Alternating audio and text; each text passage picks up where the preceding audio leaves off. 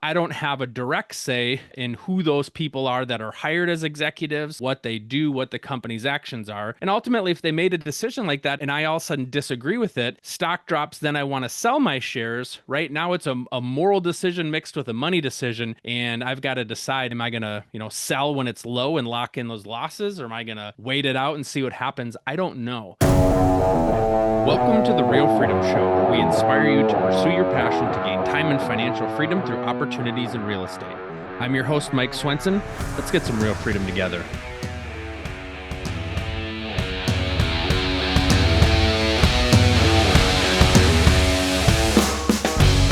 Hello, everybody. Welcome to Real Freedom.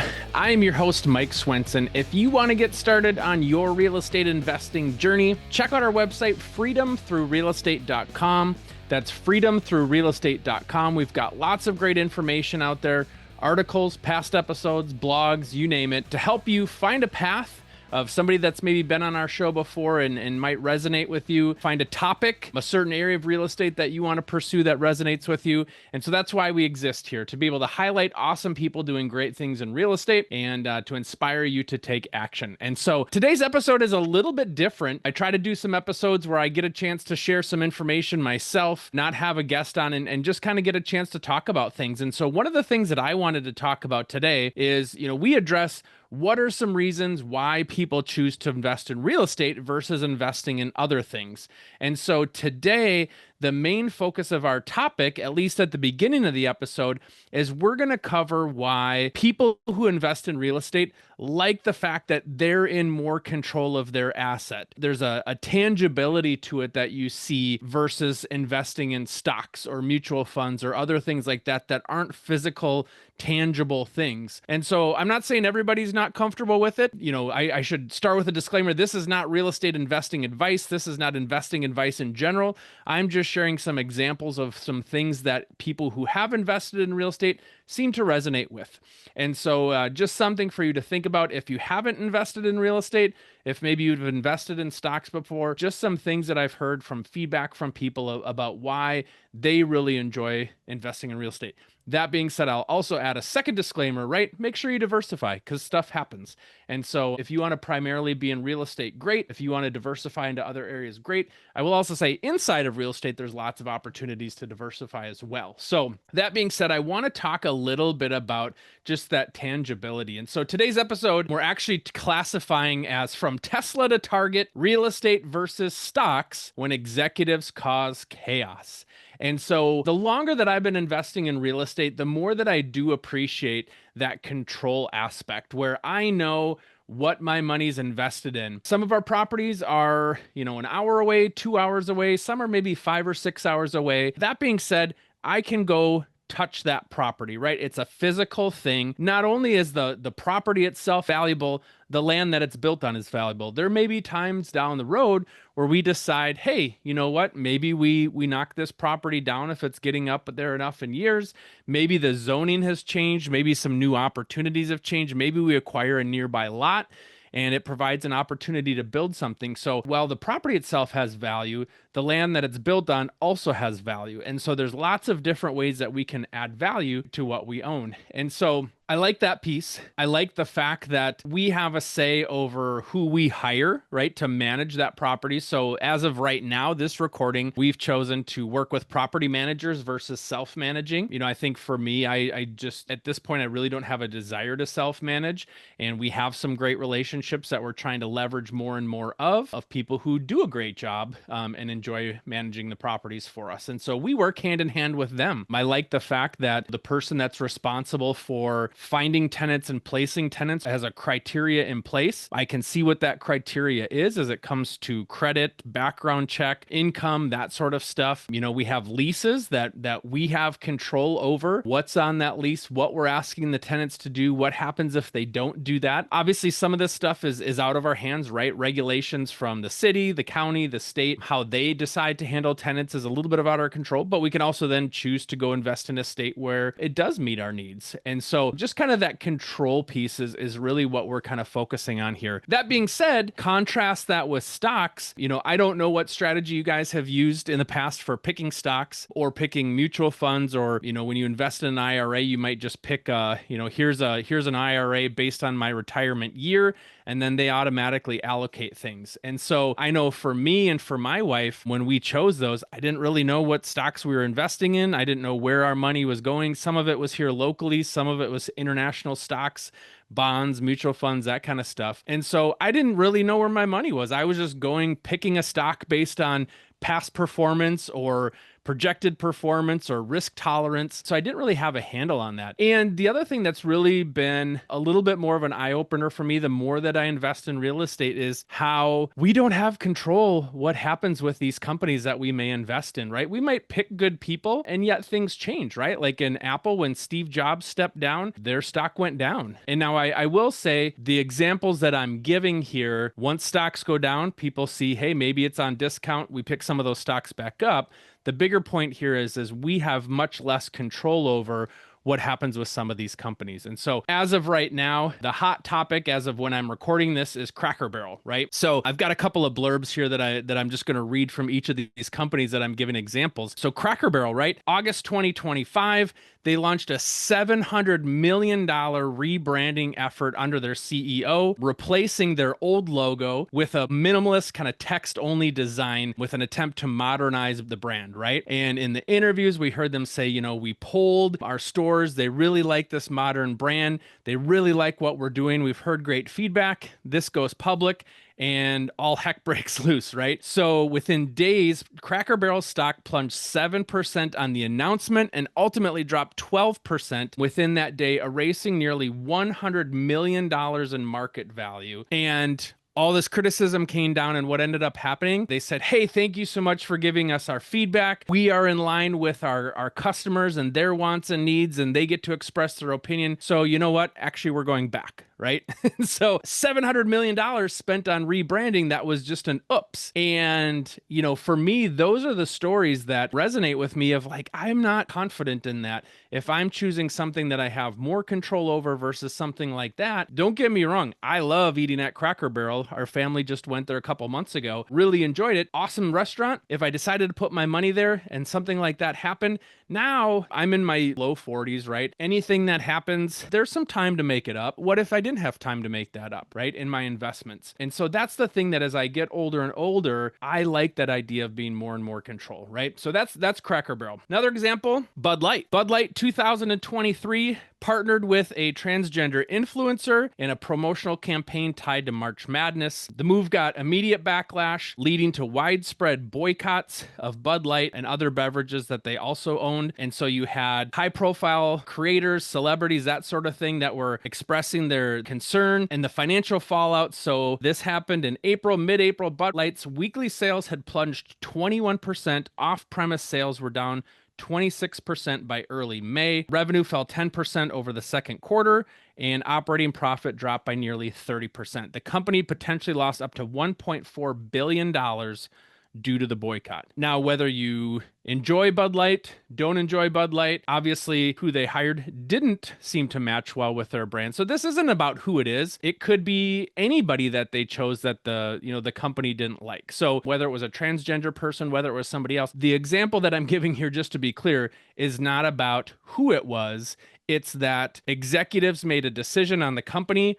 I have my money invested in Bud Light. All of a sudden, executives make a decision that tanks the stock price, right? So depending on who it was, right? It could have been Taylor Swift, and for some reason people didn't like Taylor Swift being associated with Bud Light, right? So it's not about who it was, it's about the decision that's outside of our control. So that's what I want the focus to be on here. It's a decision that's outside of our control. Dropped $1.4 billion in sales potentially due to that decision. Another example number 3 here, we've got Tesla. So Tesla's had a couple here in the last few years. So we've got September 2018, Elon Musk appeared on the Joe Rogan Experience and took a puff from what was described as a marijuana and tobacco joint. Immediate backlash the following day, Tesla stock dropped roughly 6% by close and had fallen as much as 9% throughout the day, making it one of the sharpest single-day declines in months, right? So CEO goes on a podcast, commit some sort of action, right? Agree or disagree, doesn't matter. And all of a sudden, boom,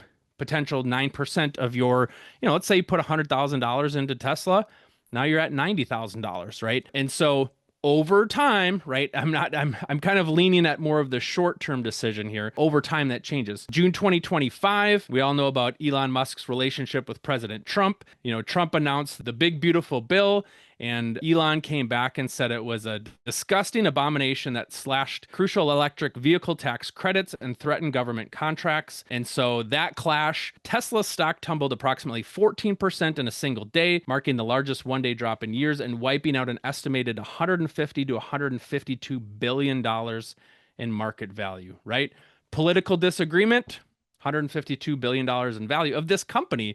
Now, what changed in that company? And in some of these cases, right, the value of the company, it's still the same company, but it's the public perception, it's the media backlash and all that kind of stuff. It's that sends these stocks all over the place that causes concern. And then the last example that I wanted to give here is Target. So January 2025, Target announced it would phase out several long-standing DEI initiatives as part of its new branding strategy. Sharp backlash, civil rights leaders, socially conscious consumers protested a 40-day consumer boycott. Target stock fell roughly $27 per share, collectively erasing $12.4 billion in market value. And in February, the state of Florida filed a lawsuit accusing Target of misleading shareholders about risks tied to its DEI changes. And so additional fallout from that. So the reason I give a few of those examples is think about what you're investing in. I want to be clear, I'm not endorsing or not endorsing any one of these companies, any one of these people that were mentioned. It's more about I don't have a say in that decision and what happens. I don't have a direct say in who those people are that are hired as executives, what they do, what the company's actions are. And ultimately, if they made a decision like that and I all of a sudden disagree with it, stock drops, then I want to sell my shares, right? Now it's a moral decision mixed with a money decision. And I've got to decide, am I going to, sell when it's low and lock in those losses? Or am I going to wait it out and see what happens? I don't know. And so that's what I want to talk with you about. If you've considered investing in real estate and you feel like real estate is risky, go back to these, right? There's a lot of risk in investing in the stock market. Are you looking to get started or scale in real estate investing but don't know your next step? Are you overwhelmed thinking about finding deals, analyzing deals, doing due diligence, and managing properties on top of it? Go ahead and push the easy button and invest with us. Real estate investing is what we do full time. We've done dozens of deals with hundreds of doors. We have the knowledge and experience to handpick the best deals that most investors can't find. We vet large off-market deals all the time where you can hopefully find returns and economies of scale that you just can't find on your own. The best thing is it's 100% passive to you for less capital than you put down trying to acquire a property on your own. Don't let this year go by where you don't make the leap, add to your portfolio, or you just sit in analysis by paralysis. To find out more, visit freedomthroughrealestate.com and click on Invest. You can book a call and learn more there. So get to scaling your portfolio now with us by your side. And so what I do want to close with the episode with is just share a few of the things of how you can feel in control of your investment, right? So I've covered this before. It doesn't change, right? The cool reasons to invest in real estate don't necessarily change over time. It's kind of the tried and true. Cash flow from rental income. Residential or commercial properties, right, generate income. You control rent pricing. So if I want to try to squeeze out a little bit more of rent, I can do that. If we're making the mortgage payments, we're hitting what we want to hit and we don't have to increase rents, I don't have to increase rents, right? I can work with my property manager and I can set that strategy. Tenant selection, right? I get to control how strict or lenient I am on tenant selection. Who are the people that I'm allowing? Now, that being said, we can't discriminate, right? So we have a universal boundary of here's who we're selecting, or here's who we're, here's kind of the criteria of who we're selecting. And as long as those people fall within that, right, you're either accepted or you're not accepted.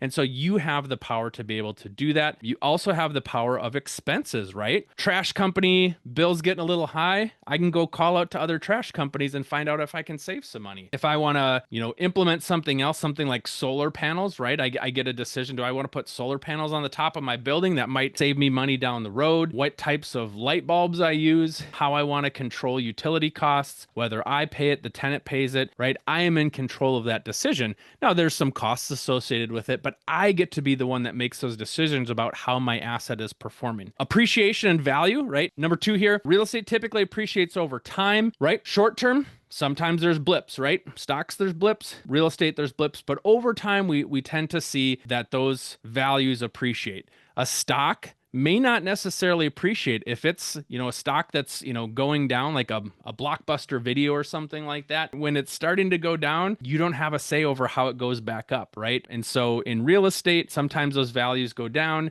Over time, though, they tend to bounce back. And so if I pick a bad stock, I can't get that chance to get my money back necessarily. In real estate, if I can choose to wait longer, those values tend to recover. I'm a shining example of that. Our very first rental property that we had, or our first property we had, we turned into a rental property because the value got cut in half, right? I didn't have control over that. I decided to hold for the next 10 years and values came back and we ended up turning that bad story into a great success because we made money at the end of the day because we held on to it. So that's the appreciation in commercial property. So kind of reason number 3 here why I like investing in real estate, forced appreciation. In commercial real estate, it's really income goes up, expenses go down, and the value of the property goes up. So if I want the property to be worth more, how do I find ways to increase income? How do I find ways to decrease expenses? And for those that maybe haven't known or looked into commercial real estate, right, there's a cap rate.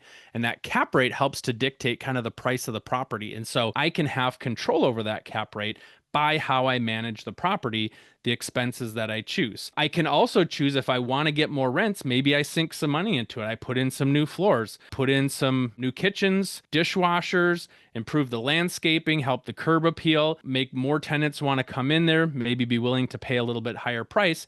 I have control over that through the decisions I make working with our property manager. Tax benefits and deductions, right? There's a lot of great depreciation. I'd love to talk more about the tax benefits. It's a little bit more tricky because everybody has different situations. For us personally, the more property that we own, the better our taxes have turned out, right? We have more depreciation. We do cost segregation studies, which accelerates that depreciation during the hold period and so puts a little bit more cash into our pockets. And so there's some great benefits there. You get to deduct the interest, 1031 exchange, right? If there's a taxable event, we can defer that by choosing to do a 1031 exchange. So there's a lot of great tax benefits and deductions out there that we can take advantage of. Equity buildup, right? This is kind of a sneaky little one, which I love. With every mortgage payment, you increase your ownership stake. So for me, going back to my initial townhouse example, because we were kind of stuck, right? And we had to hold on to the property, the rent was basically covering the expenses every month. So we were kind of cash flow neutral, but every month when I would go look at that mortgage statement, I'd see it would go down by $200, $300. Then it was like $350.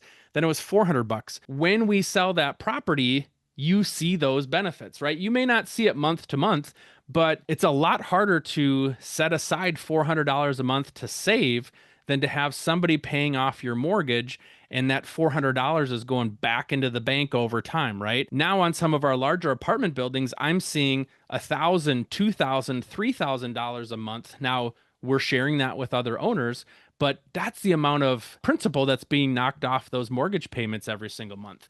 And so it's that slow stuff, right? Real estate, get rich a little bit more slowly, but all these little buckets, all these little cool things that are happening compound over time. Hedging against inflation. So this is number 6 on my list here. As inflation goes up, we have a little bit more control over that because the cost of living might go up. So we might be able to increase rents. So it's just a little bit of a hedge against inflation there by owning rental property. Portfolio diversification, right? So I can diversify the types of properties I invest in, the areas I invest in, the asset classes that I invest in.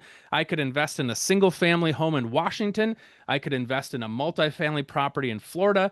I could invest in a mobile home park in Maine, and I can invest in a hotel in California. Didn't even mean to have the Hotel California reference. I just came up with that one on the fly, right?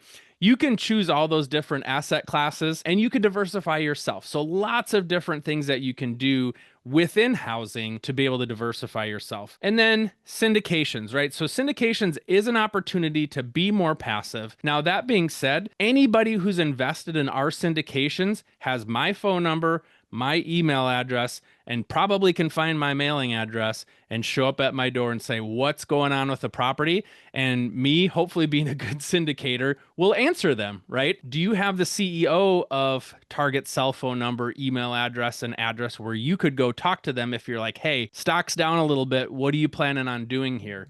Right? And so while in a syndication, there's more of a passive feel to it, you maybe don't have direct control over each and every decision. You're getting updates and you can call. And if you're pissed at me, you can call me and tell me you're pissed at me, and I'll listen to your feedback. And then my job is to be able to be a representative of you and to honor the strategy that we've put in place for how we are going to manage that asset. And then upon sale, return that capital back to you and decide what you want to do with it afterwards. And so there's an ability over time for that to grow more and more passive, to have more and more income coming in consistently. So those are some of the reasons why I feel like for people that maybe haven't invested in real estate or haven't done much of it, you actually do have a lot more control over what happens than you think you do. And so just contrasting that to stocks, like I mentioned, the examples that I gave are more public examples. Yes, I totally understand stocks go down. Sometimes they go back up. It's just that feeling of I don't have control, or I have much less control over what happens in a real estate,